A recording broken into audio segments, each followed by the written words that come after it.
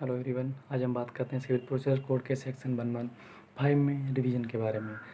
Revision के बारे में हम एक एक करके कई बिंदुओं पर चर्चा करेंगे, जैसे कि इससे क्या अभिप्राय है, इसका उद्देश्य क्या है, इसको लेके कौन आवेदन करेगा, आवेदन करने की समय सीमा क्या होगी, फिर अंत में फिर हाई कोर्ट की पावर्स क्या क्या होंगी। इन बिंदुओं पर हम एक कर करके चर्चा करेंगे। तो फर्स्ट पॉइंट पे आते हैं कि इससे क्या अभिप्राय है। ठीक है, रिवीजन से क्या अभिप्राय है। तो एक्चुअली किसी चीज़ को रिवाइज करना या फिर पुनः उसको फिर से देखना, किसी चीज़ को रिवाइज करना है उसको पुनः देखना, अर्थात केयरफुली एग्जामिनेशन करना हाई कोर्ट द्वारा, जो कि किसी आर्डर में या किसी विनिश्चय में अधीनस्थ न्यायालय द्वारा दिया गया है।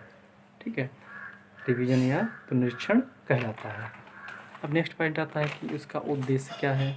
तो इसका प्रमुख उद्देश्य है अधीनस्थ न्यायालय द्वारा अधिकारिता संबंधी त्रुटियों का निवारण करना। इसका प्रमुख उद्देश्य है अधीनस्थ न्यायालयों की अधिकारिता संबंधी त्रुटियों का निवारण करना, अर्थात जैसा प्रावधान था वैसा निचले न्यायालय ने परफॉर्म नहीं किया, या फिर जैसा प्रावधान नहीं था वैसा परफॉर्म कर दिया। ठीक है, तो ये जो रिवीजन का प्रावधान है ये ज्यूरिसडिक्शन से रिलेटेड है, लिहाजा इसका उद्देश्य अधीनस्थ न्यायालयों को अपनी अधिकारिता का मनमाना प्रयोग करने से रोकना है, अनियमित तरीके से प्रयोग करने से रोकना है, ताकि वे अधिकारिता संबंधी सीमा में रहकर अपना कार्य करें। और ये कार्य कौन देखेगा? उच्च न्यायालय। ठीक है, हाई कोर्ट। एग्जाम्पल है HP कारपोरेशन लिमिटेड बनाम MPSD पेट्रोलियम, सुप्रीम कोर्ट का मैटर है। प्रस्तुत मामले में क्या था कि पक्षकार रजामंद थे अपने मैटर को विभाजन को सुपुर्द करने के लिए। पक्षकार राजी थे कि हम अपना मैटर जो विभाजन को सुपुर्द करेंगे, हम उनसे ही जैसा होगा सॉल्यूशन ले लेंगे, आप उनको मामला ट्रांसफ़र कीजिए। लेकिन निचले न्यायालय ने ऐसा करने से मना कर दिया, उनको मामला अंतरित करने से मना कर दिया, विभाजन की परमिशन नहीं दी। तो माननीय उच्चतम न्यायालय ने क्या कहा कि इस तरह का कार्य न्यायालय का मनमाना है और न्याय की इसमें विफलता है, लिहाजा यहाँ रिवीजन पोषणीय होगा, यहाँ रिवीजन कर सकते हैं। ठीक है, नेक्स्ट पॉइंट आता है कि इसकी आवश्यक शर्तें क्या होंगी। तो एक हाई कोर्ट को पुनरीक्षण की शर्त का प्रयोग करने के लिए जो है निम्न शर्तों का पूरा करना आवश्यक होगा। प्रथम शर्त है अधीनस्थ न्यायालय द्वारा मामले का विनिश्चय किया गया हो। ठीक है, जो हाई कोर्ट है उसके अधीनस्थ न्यायालय ने कोई विनिश्चय किया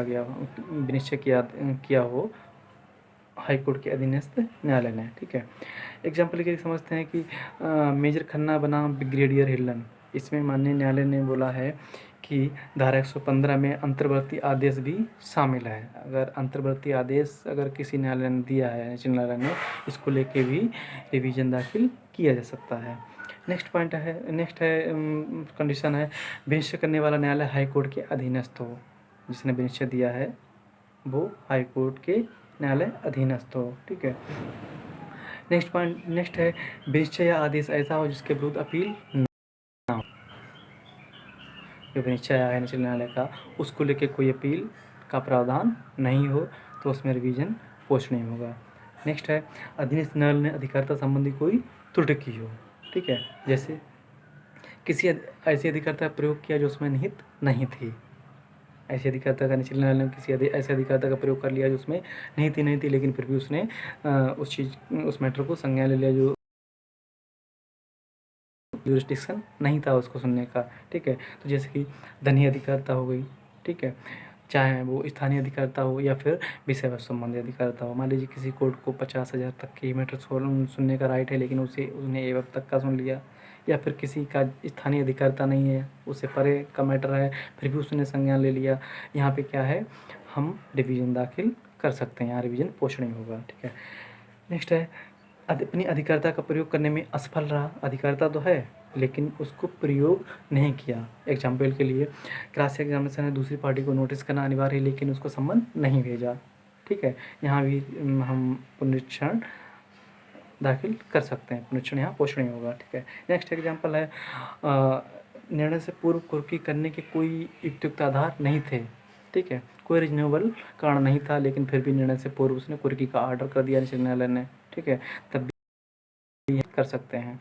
नेक्स्ट है एग्जांपल, पक्षकारों को सुनवाई का अवसर दिए बिना ही निर्णय दे दिया, तब भी हम रिवीजन दाखिल कर सकते हैं। ठीक है।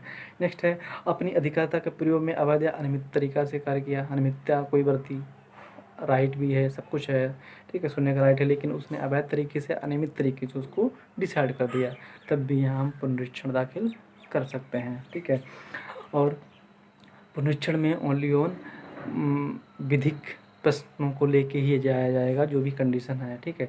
कोई भी तथ्य का प्रश्न है उसको लेके हम पुनरीक्षण का आवेदन नहीं कर पाएंगे। ठीक है। अगर कोई लघुवाद न्यायालय ने निर्णय के अगर लघुवाद न्यायालय उसने कोई निर्णय दिया, उसके विरुद्ध हमें पुनरीक्षण दाखिल करना है, तो कहाँ करेंगे? जिला न्यायालय में, क्योंकि वहाँ 3,000 तक की मालियत का अगर लघुवाद न्यायालय ने कोई मैटर दिया जो कि 3,000 तक की मालियत का है, तो जिला न्यायालय में हम पुनरीक्षण का आवेदन कर सकते हैं। ठीक है।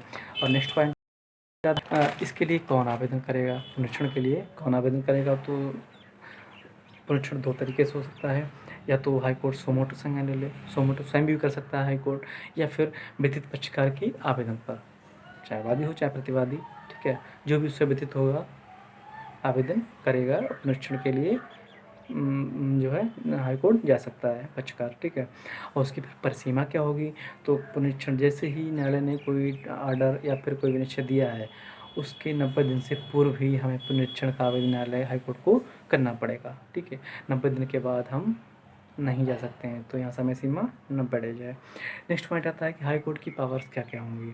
तो हाई कोर्ट जो है निचली अदालत से सारा रिकॉर्ड मंगवा सकता है, अपनी उसका पावर है कि वो निचली अदालत में जो भी मैटर चल रहा है उसका सारा रिकॉर्ड अपने पास मंगा ले, या फिर आर्डर को रिवर्स कर सकता है, उसको मॉडिफाई कर सकता है, यदि रिवीजन का आवेदन करने वाले पक्षकार के पक्ष में निचले न्यायालय ने निर्णय दिया होता। ठीक है। तो बाद का अंतिम निपटारा कर देता वो। ठीक है। तो ऑर्डर को रिवर्स कर सकता है और उसको मॉडिफाई भी कर सकता है। ठीक है। अगर उसको पक्षकार को सुन लिया होता, जिसने रिवीजन का आवेदन किया है, तो क्या होता कि मामला का अंतिम रूप से निपटारा हो गया होता।